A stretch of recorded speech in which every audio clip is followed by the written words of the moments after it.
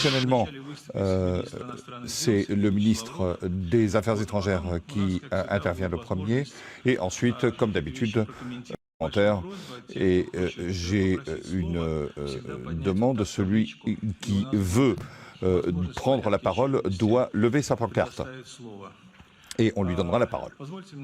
Permettez-moi de donner donc la parole à Monsieur Sergueï Lavrov. Mesdames, Messieurs, Vos Excellences, je voudrais dire que cette table ronde est traditionnelle et utile puisqu'elle permet de vous donner des informations sur le développement de la lutte géopolitique autour de la menace contre la Fédération de Russie de la part de l'Occident, par rapport à ce qui se passe à Kiev avec le régime de Kiev et ce qui se passe sur le territoire ukrainien, à savoir la menace contre la sécurité de notre pays sur le territoire ukrainien et la destruction de la culture qui prévaut sur le territoire du Donbass de la Nouvelle-Russie depuis des siècles et qui concerne les personnes qui vivent, qui veulent conserver, préserver leur langue, leur culture, leur tradition, qui, je le répète, sont séculaires et se transmettent de génération en génération. Aujourd'hui, nous allons aborder les aspects géopolitiques. Comme vous le savez, les racines sont profondes.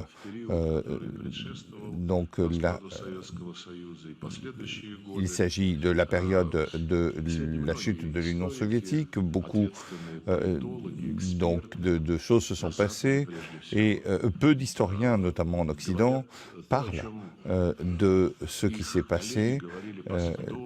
Leurs collègues en ont parlé ces dernières années, mais lorsque il y a eu donc a cessé d'exister le pacte de Varsovie, lorsqu'il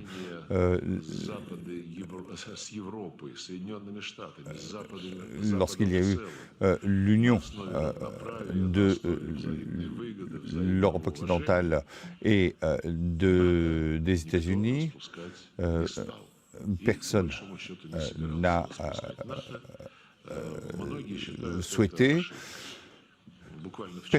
souhaité l'arrêt de l'OTAN. Et c'était une erreur. Les économistes, Jeffrey Sachs a donné par exemple une interview en disant qu'il s'agissait d'une erreur historique. L'OTAN existe et outre cela, nous voyons maintenant les raisons pour lesquelles l'OTAN n'a pas cessé, ne s'est pas démantelé. Il n'y a pas eu, donc les anciens pays socialistes faisaient partie de l'OSCE, mais il n'y avait pas de bloc militaire fermé et il s'agissait pour eux de vivre sous une base de respect mutuel. Malheureusement, cela ne s'est pas fait. Et je peux dire que les raisons de cette décision étaient claires de la part des États-Unis, conserver l'OTAN pour contrôler l'Europe, y compris et notamment l'Allemagne, pour que donc ils ont conservé des armes américaines de manière à ce que les Allemands demeurent soumis à Washington. Et pour également écarter la concurrence en matière énergétique. Pour cela, les États-Unis ont détruit un gazoduc Nord Stream pour que tout le monde se taise et ils ont, pour que les Européens paient le gaz 2 fois plus cher et pour empêcher la fourniture de gaz. Et pour maintenir l'Europe dans un état de soumission, eh bien,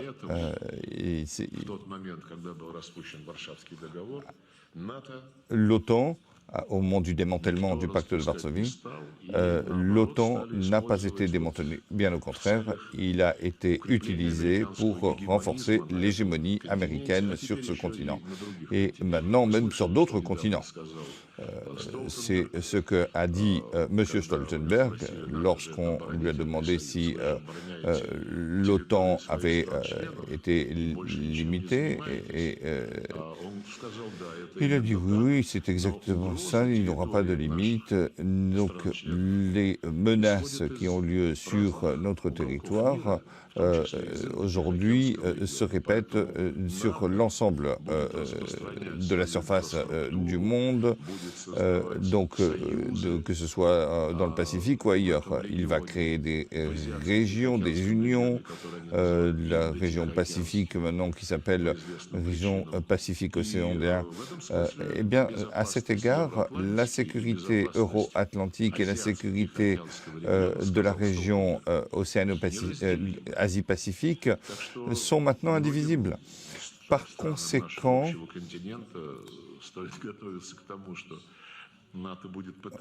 l'OTAN, nous le savons maintenant, va essayer d'étendre donc son hégémonie. Alors, pour revenir à la période de la chute de l'URSS, outre ce qui a été réalisé, les accords qui ont été réalisés dans le domaine du désarmement, que nos experts ne considèrent pas comme toujours justes, puisqu'il y a eu des mesures unilatérales de la part de l'Union soviétique en matière de désarmement qui ont été prises pour garantir. De l'autre côté, les Américains ont garanti la présence d'observateurs pour observer nos armes stratégiques.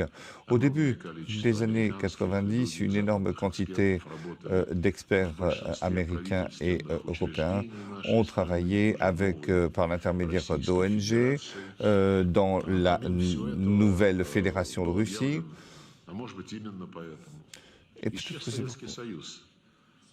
Et c'est peut-être pour ça que l'Union soviétique a disparu comme ancien concurrent des États-Unis. S'agissant des pays des États-Unis et de l'Union soviétique a disparu. L'Union soviétique respectait la Charte des Nations Unies. Francis Fukuyama, donc expert japonais, disait il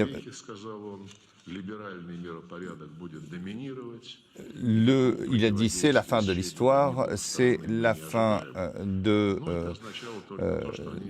c'est maintenant le nouvel ordre libéral qui va prévaloir et l'ancienne République de l'Union soviétique, qu'il s'agit du pacte de Varsovie, tout le monde maintenant se trouve dans la main des États-Unis. C'était donc l'opinion qui prévalait à l'époque et qui dominait et qui a dominé très longtemps. Et encore aujourd'hui, cette opinion s'exprime régulièrement. Et les événements qui ont lieu en fonction des vœux des États-Unis. Parce que les États-Unis ne veulent en aucun cas lâcher leur hégémonie.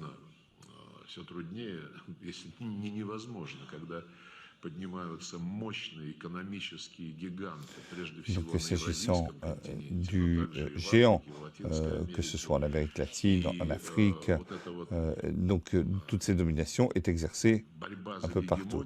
Et la lutte qui prévaut aujourd'hui est la lutte pour l'hégémonie par les sanctions, les menaces, le chantage, les forces armées.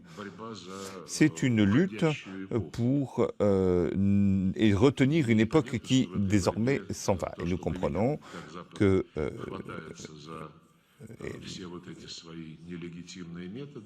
par ces méthodes illégitimes, eh bien, les États-Unis luttent contre un ordre qu'ils continuent d'essayer d'imposer. En dépit du droit international, en dépit de la Charte des Nations Unies, et l'ordre doit s'imposer sur des règles. Il s'agit, lorsqu'il y a des coups d'État, là où on dit que la démocratie est préservée, lorsqu'on dit par exemple qu'en Afrique, on met des forces révolutionnaires au pouvoir pour se débarrasser du néocolonialisme, là, ça s'appelle la destruction, la violation de la Constitution et on prend des sanctions. Donc, il s'agit maintenant de prendre des mesures, mais l'Occident a décidé que la Russie serait dans sa poche. C'est pourquoi en 2000, après la première élection présidentielle qui a élu Vladimir Poutine, la Russie a décidé de retrouver sa dignité et de recouvrer ses droits à une place légale sur la scène internationale, eh bien, les États-Unis ne nous ont pas pris au sérieux.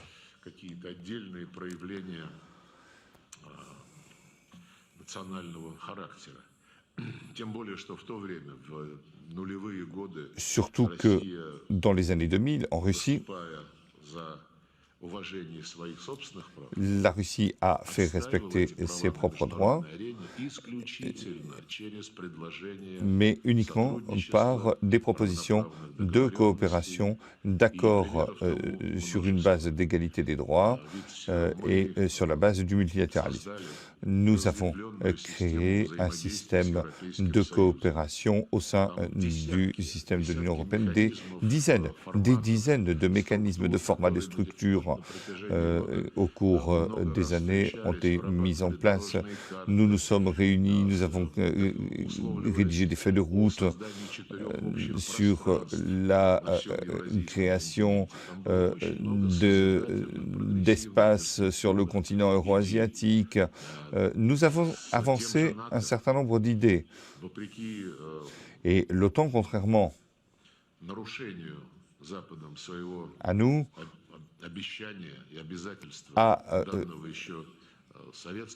n'a pas tenu ses promesses, les promesses formulées devant les dirigeants soviétiques et ensuite les dirigeants de la Russie à ne pas s'élargir vers l'Ouest. Mais déjà, à la fin des années 90, le ministre des Affaires étrangères, M. Primakov,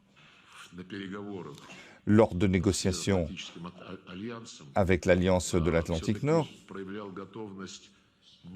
a exprimé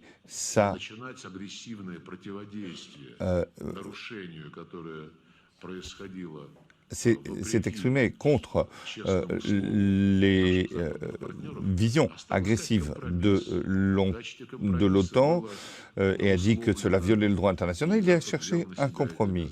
Et les Occidentaux ont pris des engagements en disant que sur le territoire des nouveaux membres, il ne serait pas installé des armements. Tout cela a été renforcé dans les accords de l'OTAN où on a créé des groupes de lutte contre le terrorisme, de coopération en Afghanistan, et j'en passe.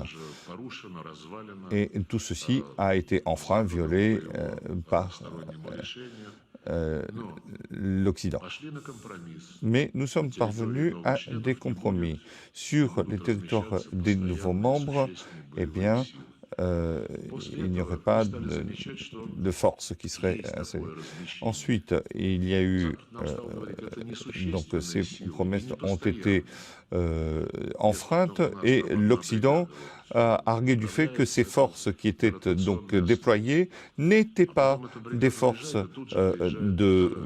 disons des forces principales et qu'elles étaient provisoires. Nous avons proposé de nous mettre d'accord sur le fait, sur ce que signifie force de combat principale, avec des chiffres, avec des armements lourds, avec des questions de la quantité de militaires qui seraient déployés sur place. L'OTAN a toujours catégoriquement refusé. Et chaque fois que nous avons fait preuve de bonne volonté, que nous avons essayé de jeter les bases d'une nouvelle coopération, eh bien, chaque fois, ils ont refusé tout accord, en disant en arguant de leur liberté d'action. Nous avons petit à petit fini par comprendre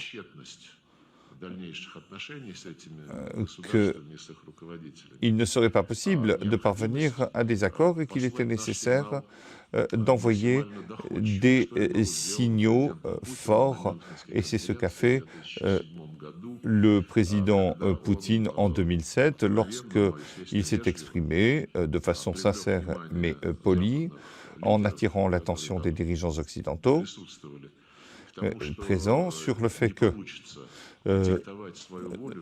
ils ne pourraient pas dicter leur volonté à tous. Et ils ne pourraient pas imposer la civilisation occidentale qui, par parenthèse, se dégrade considérablement dans le contexte des idées et qui maintenant s'expriment en Europe, aux États-Unis et dans d'autres pays occidentaux. Cet avertissement, lors de cette conférence internationale de 2007, là aussi, n'a pas été pris au sérieux, là non plus. On a souri, on a considéré que la Russie exprimait ainsi son mécontentement, et dans les contacts qui ont suivi, il est apparu clairement que malgré le fait que nous étions exprimés sur le cap que nous souhaitions prendre, eh bien, toutes ces explications, finalement, sont restées lettres mortes. Mais, je le note, nous n'avons pas perdu, malgré tout, l'espoir de surmonter cette confrontation qui s'est accumulée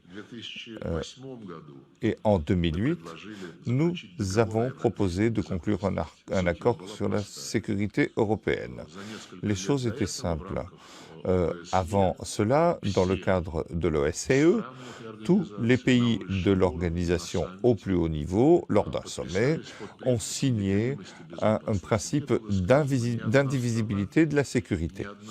Et en disant qu'aucune organisation dans l'espace de l'OSCE ne renforcerait pas sa sécurité aux dépens de la sécurité des autres, et aucune organisation dans l'espace de l'OSCE ne prétendrait à la domination sur des territoires géopolitiques. Et l'OTAN a fait exactement le contraire. Il a continué d'admettre des nouveaux membres,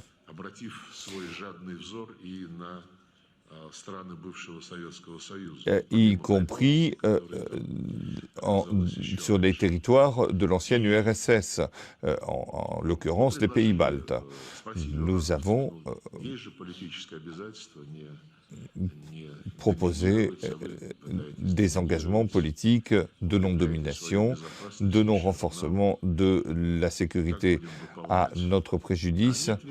Et ils nous ont répondu, vous savez, c'est une déclaration politique signée par les présidents et par les premiers ministres. Oui, mais c'est une déclaration politique et elle n'a absolument aucune conséquence juridique, mais la sécurité juridique ne peut être faite que dans le cadre de l'OTAN. Nous avons dit bien.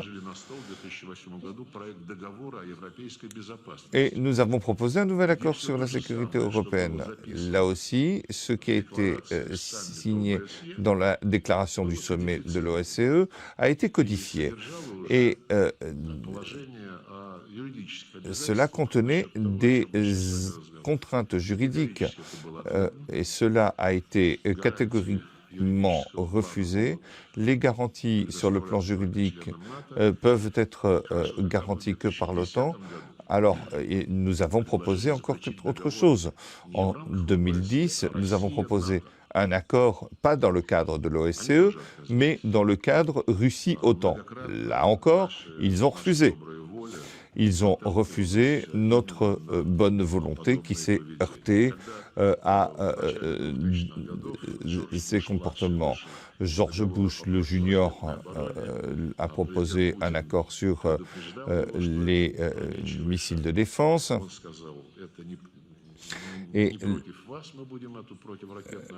donc, il a proposé un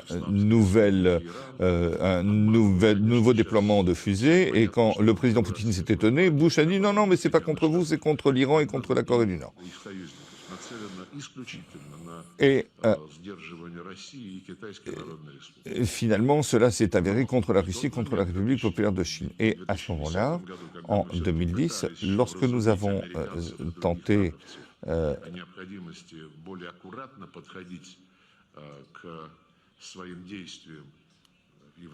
de trouver des solutions sur la scène internationale, nous avons proposé un accord commun sur les systèmes antimissiles. Et ils n'ont pas voulu coopérer avec nous. Cela ressemble à la situation de 2020 sur les missiles à moyenne et courte portée. Les Américains, là aussi, ont décidé de sortir de l'accord.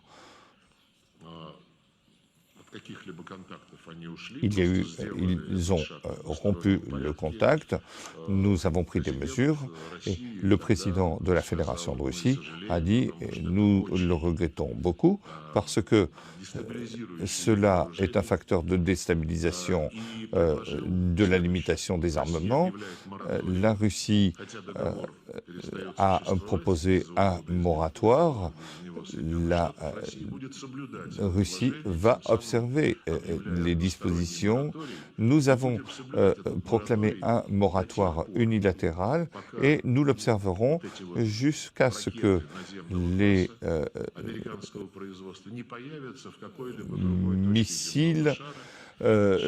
nouveaux missiles américains ne soient pas déployés sur d'autres endroits du globe. Et maintenant, eh bien, c'est ce qui se passe aux Philippines et ailleurs.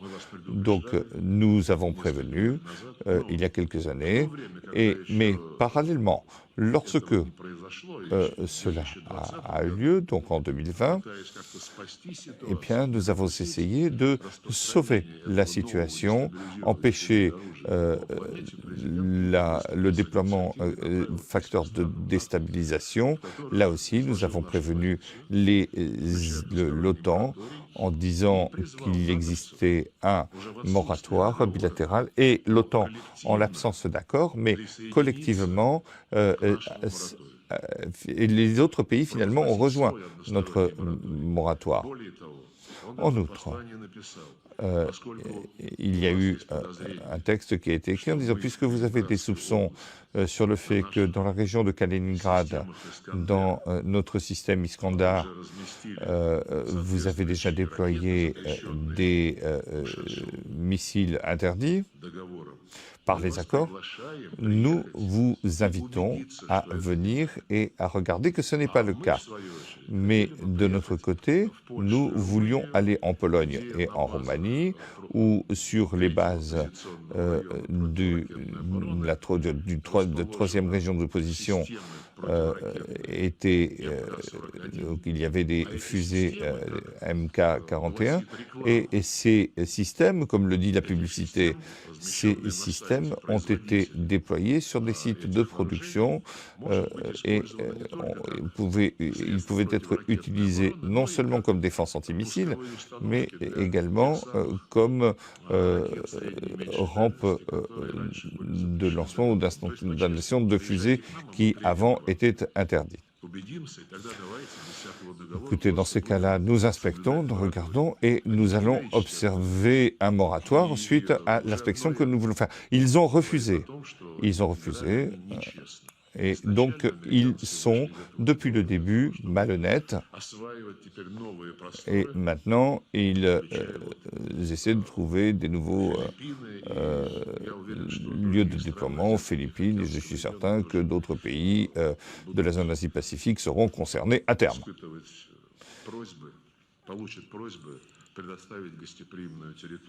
Et vont recevoir la demande pour pouvoir accueillir des armements.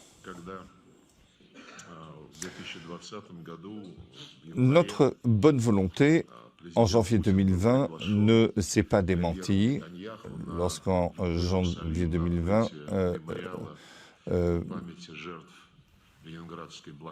Monsieur Poutine, lors de l'ouverture du mémorial du siège de Leningrad à Jérusalem, s'est exprimé, a discuté avec Monsieur Netanyahou. Il a appelé les membres du gouvernement à prendre les responsabilités et à se réunir au plus haut niveau pour discuter de toutes les questions, les difficultés que nous pouvions avoir.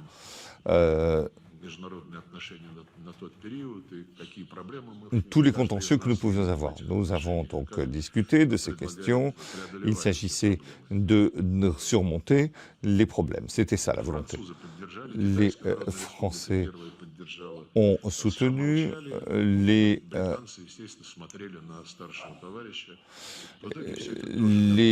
Chinois se sont tus, mais les Britanniques, eux, se sont tournés vers le grand frère pour savoir ce qu'ils voudraient faire exactement. Et ensuite, bien sûr, il y avait la question du régime de Kiev qu'il faisait pour les questions de guerre qu'il menait sur le territoire du Donbass. Il y avait des accords approuvés par le Conseil de sécurité, mais dès qu'il a été, il est devenu clair que cette résolution ne serait pas respectée, et ce, sous l'influence des États-Unis. Nous avions demandé un cessez-le-feu pendant le mois du Ramadan. Madame Greenfield s'est abstenue. Elle n'a pas opposé son veto, mais lorsque la résolution a finalement été adoptée, elle s'est exprimée en disant que, de toute façon, la résolution ne serait pas prise en compte. À l'initiative du président, au début décembre 2021, nous avons attiré l'attention sur le fait que la situation revêt un caractère des plus sérieux et qu'il s'agit d'arrêter ces actions entreprises par le régime de Kiev, et nous avons proposé de signer 2 accords en 2021 avec les États-Unis et l'autre avec les pays de l'OTAN pour garantir la sécurité européenne en tenant compte des intérêts de tous les participants, y compris l'Ukraine et la Russie et l'Union européenne, les pays européens. On nous a dit que, oui, avec l'accord disant que l'Ukraine ne serait jamais membre de l'OTAN. Ils ont refusé. Ils ont refusé cette proposition.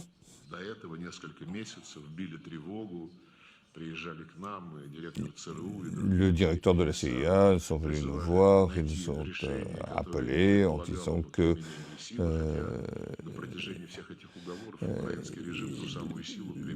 le régime ukrainien, de toute façon, déjà faisait usage de la force, alors que nous nous étions engagés à ne pas le faire. Et donc, il y a eu des propositions. Et lorsque, en janvier et février, l'Ukraine a violé les accords de Minsk en déclarant son plan B, à plusieurs reprises, ont bombardé le Donbass. Nous n'avons pas eu le choix, nous n'avons pas eu d'autre choix que d'intervenir, et le président en parlait en détail.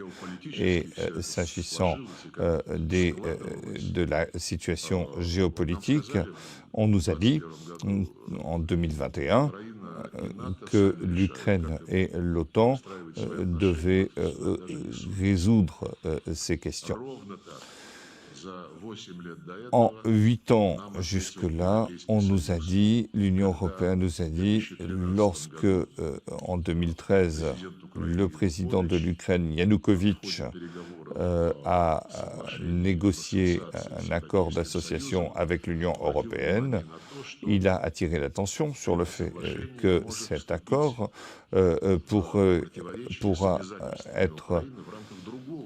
pourrait contrevenir à d'autres engagements ukrainiens, notamment s'agissant de l'accord de libre-échange avec la CEI, où il n'y avait pas de barrière douanière. Nous avons discuté, et parce que les choses étaient relativement sérieuses. Et puisque l'Ukraine, dans ses discussions avec l'Union européenne voulait lever l'ensemble des barrières douanières pour ceux qui entraient, les biens européens qui entraient en Ukraine, et bien du coup, l'accord commercial était entré en contradiction avec les accords précédents. Alors nous avons fait une proposition. En décembre 2021, nous avons dit regardons comment nous pouvons faire pour ne poser de problème à personne. Nous avons proposé en 2013, nous avons dit asseyons-nous autour de la table pour organiser les accords dans la zone de libre-échange en Ukraine et pour que les deux accords correspondent, l'accord d'association et l'accord de la CEI. On nous a regardé avec mépris et la Commission européenne nous a dit, par exemple, nous avons... Ils ont fait une déclaration en disant que donc ils ont joué un rôle, et nous avons compris qu'il s'agissait de déterminer l'accord d'association. L'Union européenne a protesté. Et ils ont commencé le Maïdan qui a abouti, comme vous le savez, au coup d'État. Voilà donc la situation géopolitique. Et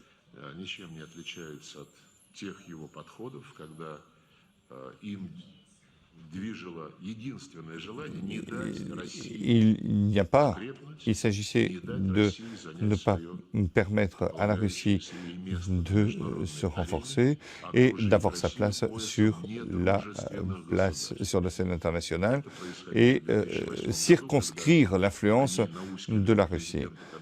C'est ce qu'ils ont fait, donc en utilisant le président Saakachvili lors de son agression contre l'Ossétie du Sud. Cela a eu lieu lorsqu'ils ont essayé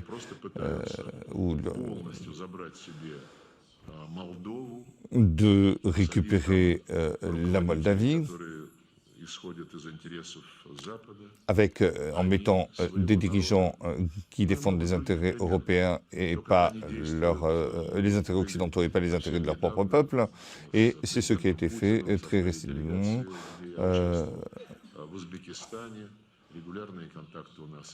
Nous, de notre côté, eh bien, nous avons des contacts. Le président Poutine s'est rendu en Ouzbékistan et nous voyons, là aussi, en Asie centrale, comment l'Occident essaie d'étendre son influence. Donc, la tâche consistant à isoler la Russie ne fonctionnera pas. Elle est illusoire et malhonnête. Et dans le cadre pour ce qui est des politiciens occidentaux, il faut bien qu'ils comprennent qu'ils ne peuvent pas sérieusement faire illusion et faire des programmes utopiques. Qu'ils essayent. Et à ce moment-là, nous verrons ce qui se passe. Mais, dans l'ensemble,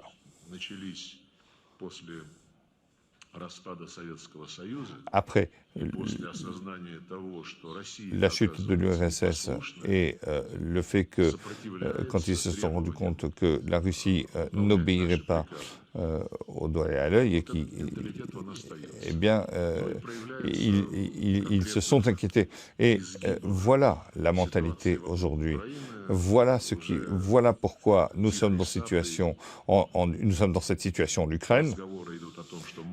Il y a aujourd'hui, aujourd'hui, ils considèrent que l'Ukraine peut frapper la Russie où elle veut. C'est ce qui a été dit. Le président en a parlé lors de sa visite à Tachkent. Je ne vais pas répéter, mais